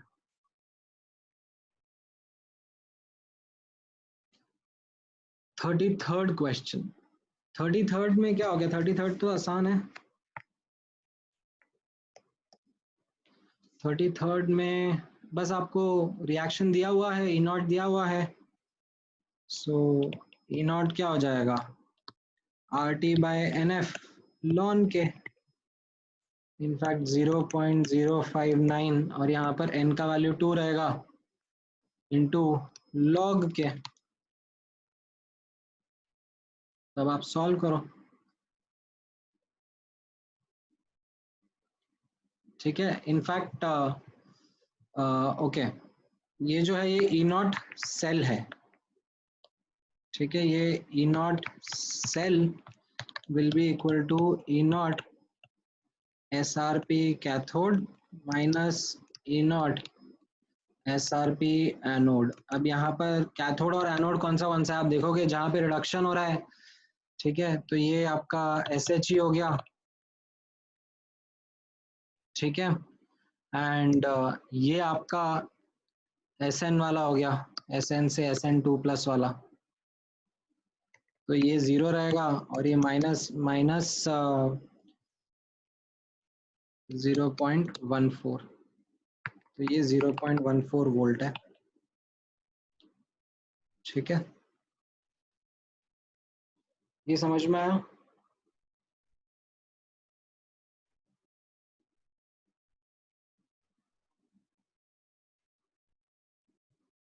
मुझे यहाँ पर ऐसा SN2+ SN लिखना चाहिए था, ठीक है.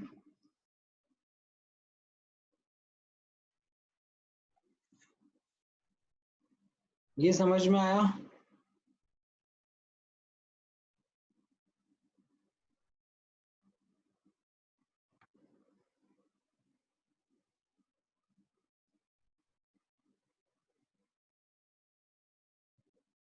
ठीक है, FBS की तरफ चलें. All right.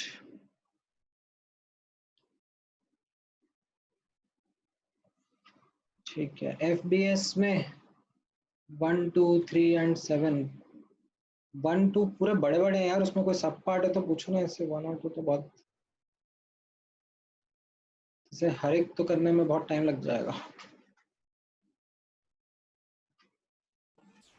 सर बी वाला बता दो ना 1 का। 1 का B,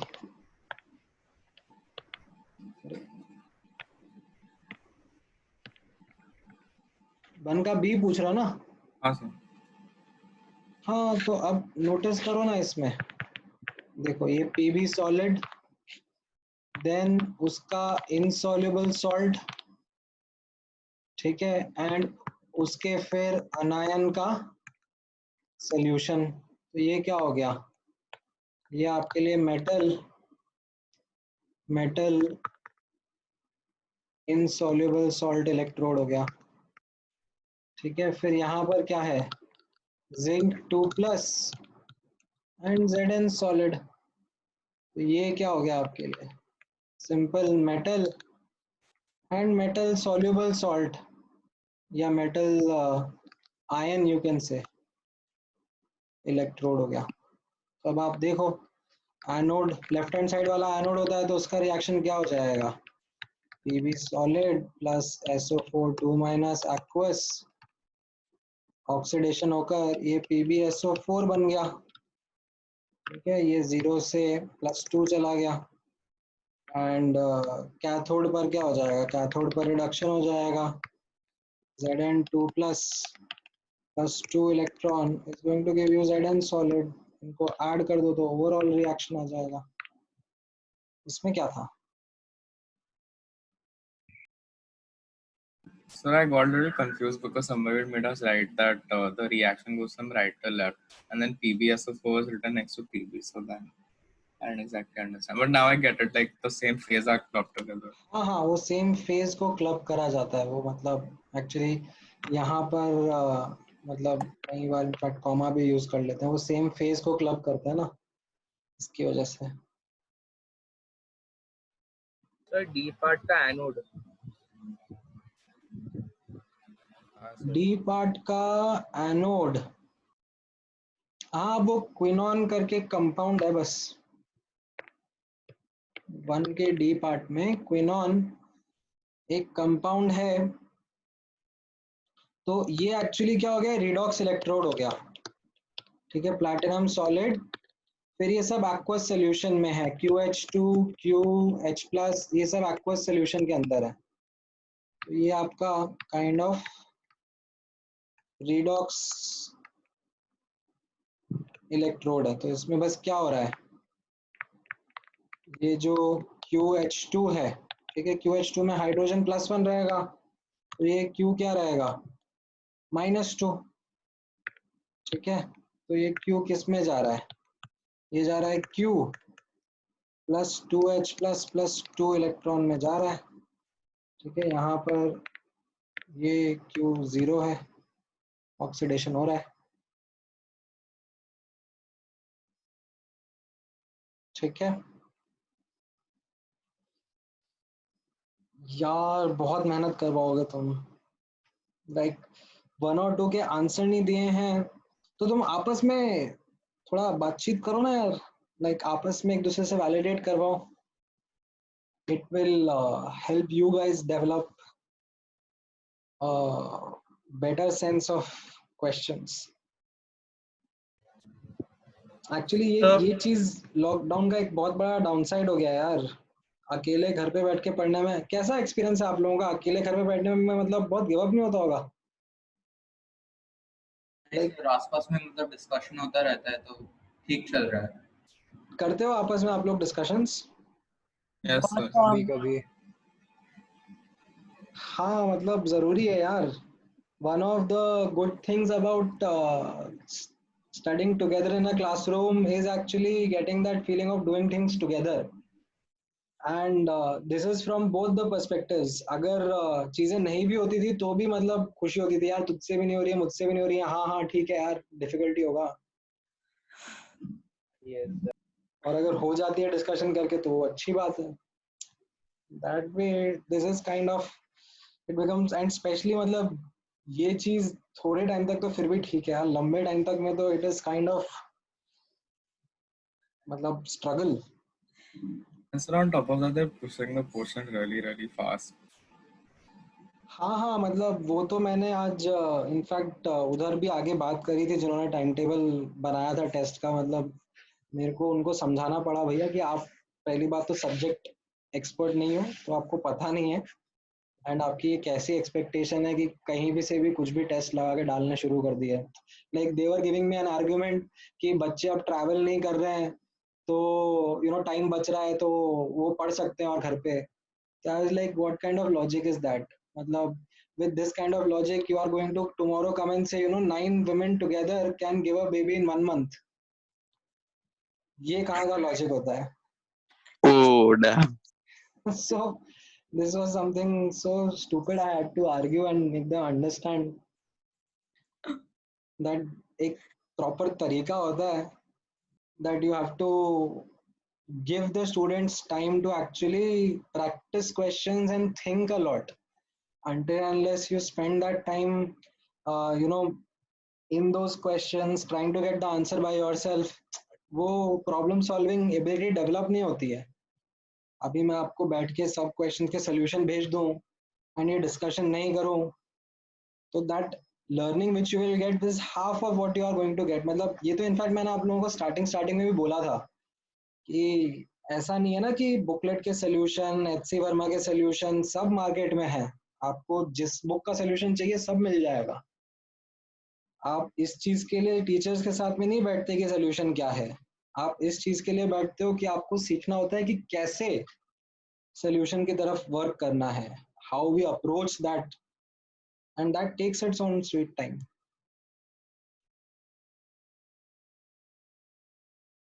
एनीवेज, क्वेश्चन नंबर 2 में बता दो कौन सा Sir, why can't one part day be gas ion?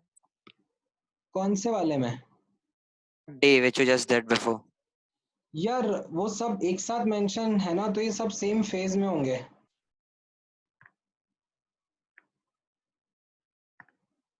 ठीक है, तो क्योंकि ये सब सेम Okay. फेज में होंगे, so that is where I was of this opinion कि they would be a redox electrode. Otherwise जैसे गैस कुछ तो मेंशन करके दिया होता. Okay, sir.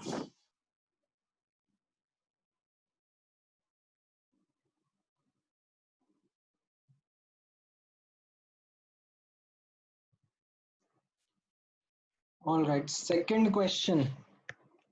So, हाँ. the reactions of the cathode and anode take place in separate containers. So, in the Yes. second C part, how is ZnCl2 formed?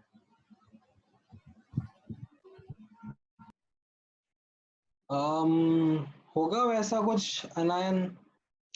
अरे okay, so actually it is Zn2 plus and Cl minus ion.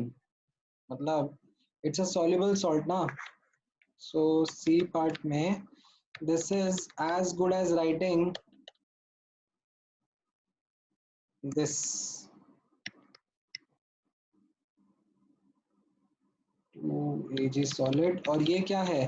ये strong electrolyte है, तो ये मैं ऐसे ions के form में भी लिख दूं तो चलेगा ना. ये सब But आपको they are in separate containers, so we cannot club them, no? So okay, the thing is that if they are not present in 1:2 का ratio, so yes, you can't club them. ठीक है, I take your point.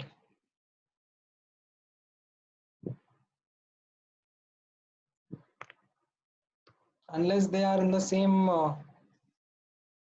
stoichiometry.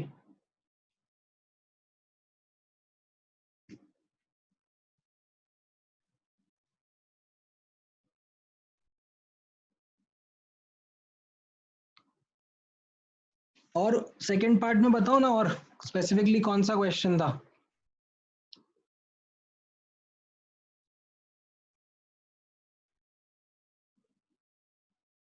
A part में hydrogen plus तो gas ion electrode हो जाएगा, and copper 2 plus metal ion electrode हो जाएगा. अब B option as in B question के अंदर chlorine ion gas ion electrode हो गया, and Fe2 plus Fe3 plus वाला रिडॉक्स इलेक्ट्रोड हो गया. सी पार्ट में Zn और Zn2 प्लस वाला जो है वो मेटल सॉल्युबल सॉल्ट है, and AgCl Ag and Cl minus वाला मेटल इनसॉल्युबल सॉल्ट वाला है. डी पार्ट में फेरस और फेरिक आयन जो है वो रिडॉक्स इलेक्ट्रोड हो गए, और हाइड्रोजन गैस और H प्लस वाला गैस आयन इलेक्ट्रोड हो गया.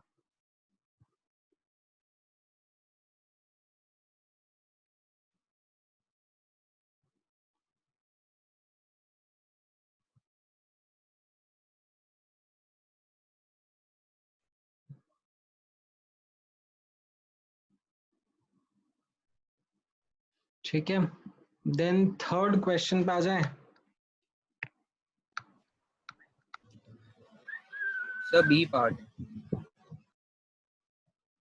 O2 gas oxidizes gold to this in presence of Cn minus and aqueous OH minus. अच्छा, will तो spontaneity के लिए क्या रहेगा? ठीक है, अब ठीक है, यहाँ पर इन थर्ड क्वेश्चन में ना एक फ्लॉ है जो नोटिस करना, बिकॉज अच्छा नहीं, एक्चुअली फ्लॉ नहीं है, उसमें लिखा हुआ है ना अंडर स्टैंडर्ड स्टेट. ठीक है, स्पॉन्टेनिटी, ठीक है, स्पेलिंग होगी स्पॉन्टे NIETY, स्पॉन्टेनिटी.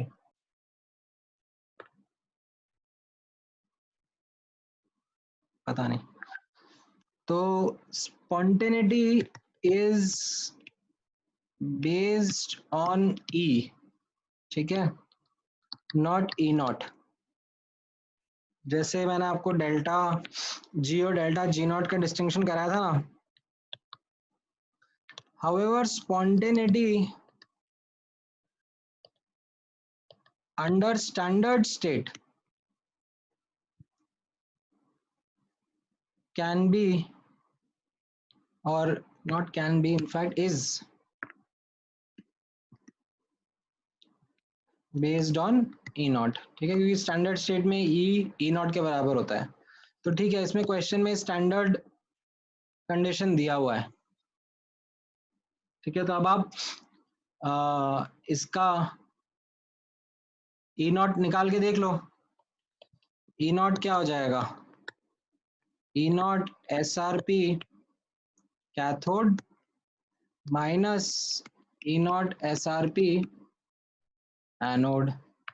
अब यहाँ पर जो कैथोड है वो कौन ऑक्यूपाई करेगा? वो AU वाला ऑक्यूपाई करेगा. ठीक है, जो AU का कॉम्प्लेक्स है, क्योंकि उसका नहीं सॉरी, उल्टा बोल दिया, माय बैड. ऑक्सीडेशन तो AU के कॉम्प्लेक्स का हो रहा है, तो दैट विल बी एनोड पर, एंड ऑक्सीजन का तो रिडक्शन हो रहा है क्योंकि ऑक्सीजन खुद ऑक्सीडाइज कर रहा है.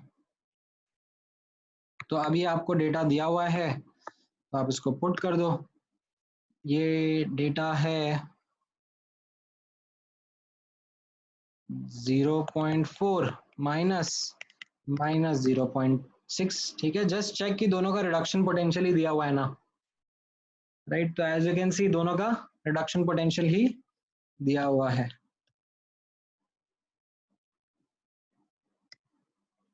तो बस उनको एज इट इज पुट कर दिया यहाँ पर.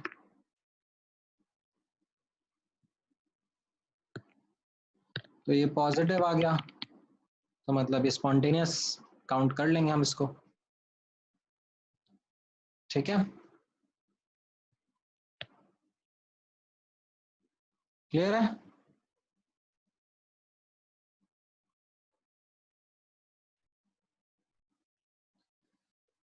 अगला सेवेंथ क्वेश्चन में ओके, मल्टीपल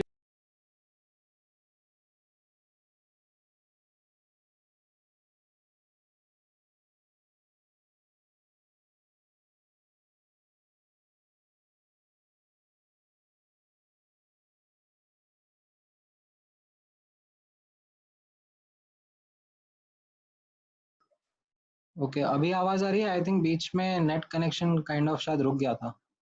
Yes, sir. पानी। Yes, sir. Yes, sir. Yes, sir. Okay. So Tl plus electron is giving thallium. ये पहला रिएक्शन है, ठीक है।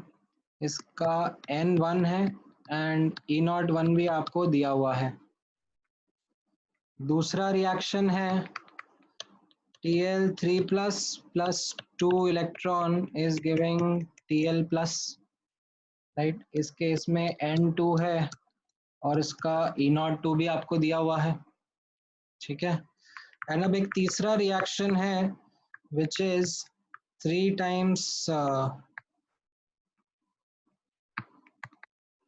Tl plus giving 2 Tl plus Tl3 plus, ठीक है। इसका E0 भी आपसे पूछा जा रहा है और N भी आपको एविडेंटली क्लियरली नहीं दिख रहा है। सो अगर आप नोटिस करोगे तो third reaction is 2 times the first reaction minus the second reaction, ठीक है। अच्छा, इसका n यहाँ से पता पड़ जाएगा, इस एडिशन सब्ट्रैक्शन से पता पड़ जाएगा कि इसका n 2 है, क्योंकि ये जो रिएक्शन है third reaction, this is getting formed by addition and subtraction of the first and second reaction in this manner. तो 2 इलेक्ट्रॉन्स कैंसिल आउट हो रहे हैं, 2 इलेक्ट्रॉन्स कैंसिल आउट, ठीक है।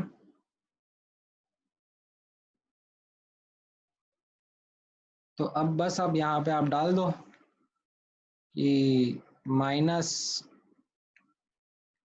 N3 F E03 is equal to 2 times minus N1 F E01 and minus N2 F E02, ठीक है। तो ये kind of minus 2F E03 minus 2F E01 minus 2F E02 ऐसा ही हो जाएगा।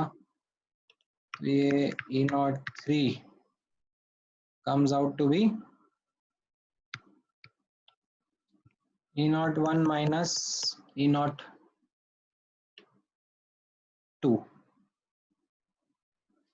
ये हो जाएगा। इनफैक्ट अगर आप इसको अब किसी एक और एंगल से देखोगे तो ये SRP cathode minus SRP anode की तरह दिखेगा आपको, अगर अब आप एक और एंगल से इस क्वेश्चन को देखने की कोशिश करोगे तो।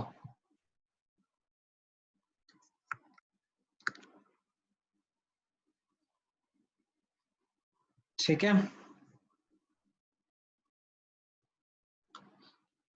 all right, so these doubts are clear with everyone? So हाँ बोलो। why can't we just write delta G3 is equal to 2 into N1 Fe0 and then check delta G का साइन? अपने को वैल्यू नहीं कैलकुलेट करनी क्या? E0 भी तो निकालना है ना आखिरी में। हाँ, but in the first part you can do that, right? हाँ हाँ बिल्कुल। Okay, sir.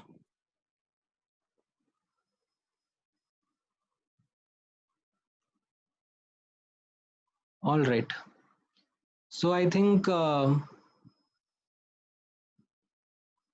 अब आप लोगों को नेक्स्ट क्लास की टारगेट के बारे में बता देता हूँ, ठीक है। अभी तक इसमें कुछ और किसी को कुछ पूछना है, डाउट है? मतलब वीडियो लेक्चर से आपको इफेक्टिवली समझ में आ रहा है ना? हाँ सर। हाँ सर। So, Yes, sir. हाँ मतलब आई ऑल्सो थिंक कि that is a better approach, because online में ना मतलब सब कुछ स्क्रैच से समझाने में काफ़ी ज़्यादा एफर्ट लगता है एंड इन द सेंस बीच बीच में चीज़ें ब्रेक भी हो जाती हैं, स्पीड स्लो हो जाती है, नेट कनेक्शन का दिक्कत रहता है। ठीक है, तो अब आप लोग अपने नेक्स्ट वीक का टारगेट देख लो, ऑल्दो मैं ये ग्रुप पे भी डाल दूंगा। ठीक है, टारगेट फॉर नेक्स्ट लेक्चर। ठीक है, अज्यूमिंग अब अपना अगले हफ्ते लेक्चर होगा तो आपके पास एडिक्वेट टाइम है, सो आप वीडियो लेक्चर 3 and 4 देखना। ठीक है, एंड इसमें प्लीज ध्यान रखना ये 3 वो मिसिंग लिंक वाला है। ठीक है, I hope everyone is aware of this. ठीक है, ये मैंने आपसे ऑलरेडी शेयर कर दिया था।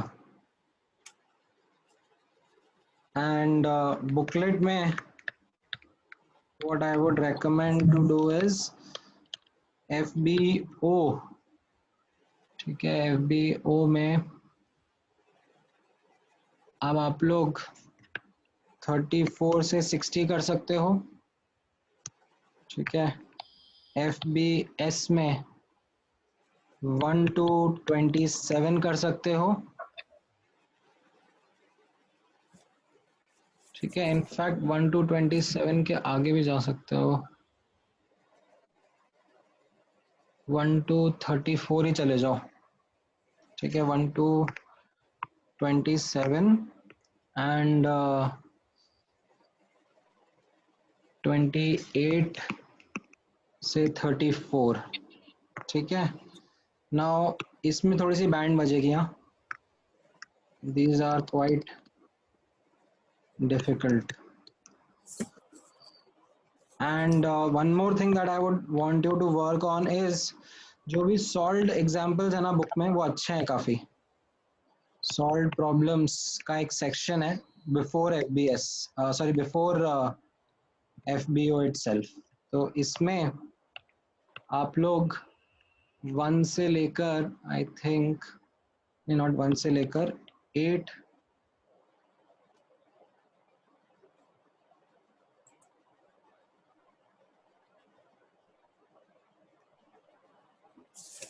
से लेकर 23। नहीं, एक मिनट, थोड़ा सा गड़बड़ हो गया। हाँ, 8 से 23 नहीं, 1 to 7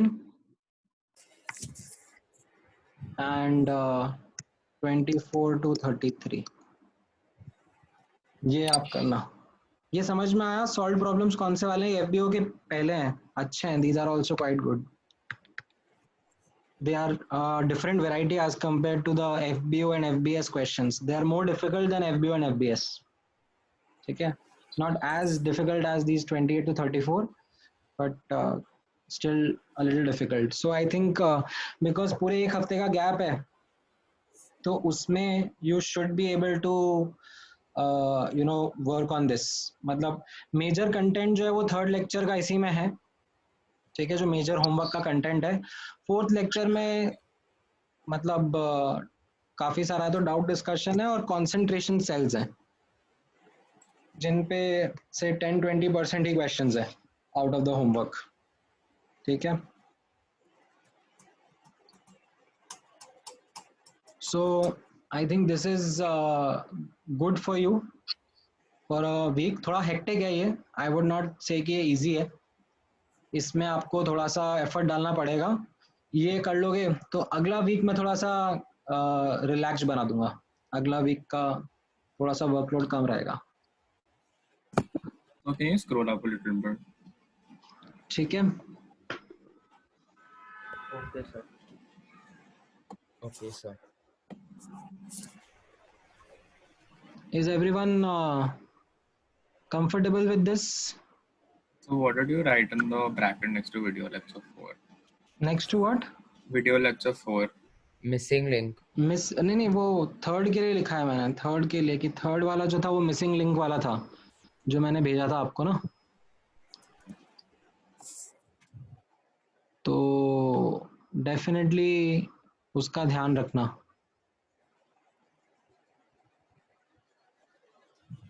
Yes. So can you send it again? ठीक है, भेज देता हूँ। Thank you, sir. ठीक है, इनफैक्ट अभी भेज देता हूँ वरना मैं भूल जाऊंगा, आजकल मैं बहुत चीजें भूल Yes, sir.